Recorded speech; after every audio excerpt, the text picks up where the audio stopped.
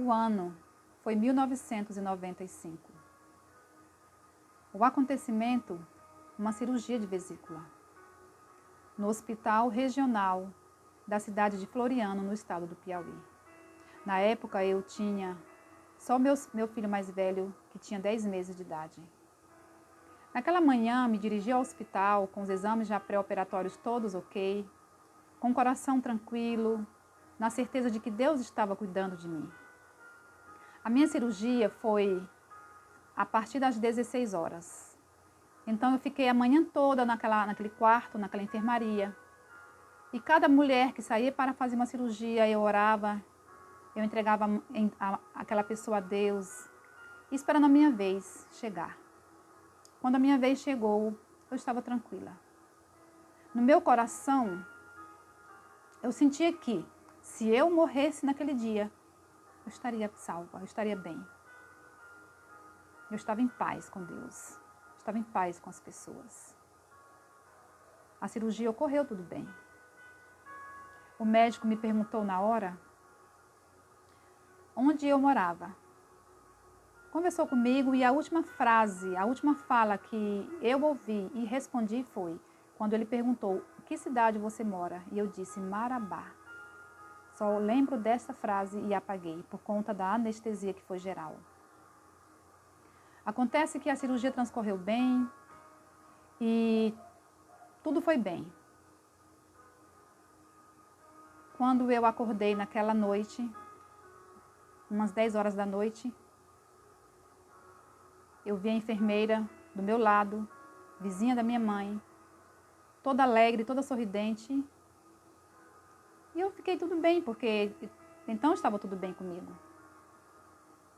Com 2 dias eu tive alta, fui para casa. E quando eu fui tomar banho, eu percebia que as minhas pernas, nas panturrilhas das minhas pernas, tinham queimaduras. Eu me deitava de um lado, do outro, e as minhas orelhas estavam quase como dilaceradas, estavam muito doloridas demais. E eu perguntei para minha mãe: "Mãe, por que minhas pernas estão queimadas? E por que as minhas orelhas estão muito doloridas se antes da cirurgia eu não estava sentindo nada disso?" E ela foi me contar que, após a cirurgia, depois do momento que se espera na sala de observação, os médicos perceberam que eu não reagi, que eu não voltei da anestesia. Os médicos fizeram todo o possível. Choques, aquelas minhas pernas estavam marcadas porque eu levei choques. As minhas orelhas estavam doloridas porque eles puxavam para ver se eu tinha alguma reação, algum movimento. E nada. E eles fizeram todos os procedimentos que eles tinham à sua disposição para fazerem, para tentarem me reanimar à vida. E não conseguiram. Eles chamaram então a minha mãe. Minha mãe estava lá esperando ter notícias minhas. E eles foram dar notícia para minha mãe que eu havia morrido. A minha mãe começou a chorar. Minha mãe começou a dizer que aquilo era mentira. Começou a negar. E pediu para me ver. E eles permitiram que ela fosse me ver. Eu já estava coberta com um pano.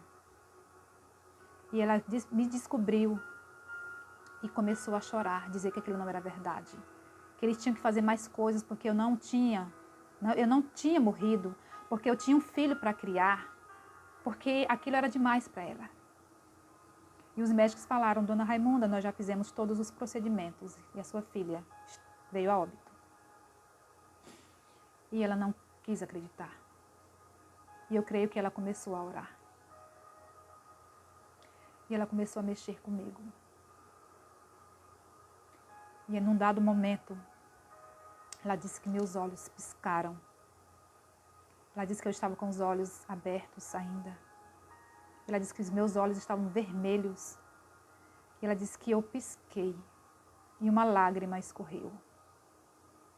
E ela começou a gritar, falando para os médicos que eu estava viva. E os médicos correram para ver. E eu estava viva. Mas os médicos não compreenderam aquele momento.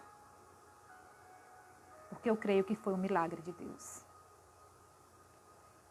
E aí minha mãe disse que os médicos então correram e foram fazer novos procedimentos. Me entubaram. E quando foi lá para as 9h30 da noite, eles tiraram aquele tubo de mim. E umas 10 e pouco eu acordei, como eu relatei no início, e vi a enfermeira ali, ela começou a sorrir, e eu não entendia nada. Quando minha mãe me contou essa história, eu fui para a Bíblia e me deparei com este texto do Salmo 118, verso 17. Não morrerei, antes viverei e contarei as obras do Senhor. Porque este texto eu tinha lido de manhã cedo. E este texto me acompanhou. Se eu não morri naquele momento, porque Deus tinha um propósito para mim. E Deus tem um propósito para a sua existência. Assim como Ele tem para a minha vida hoje. A Deus todo louvor, toda gratidão pelo milagre da vida.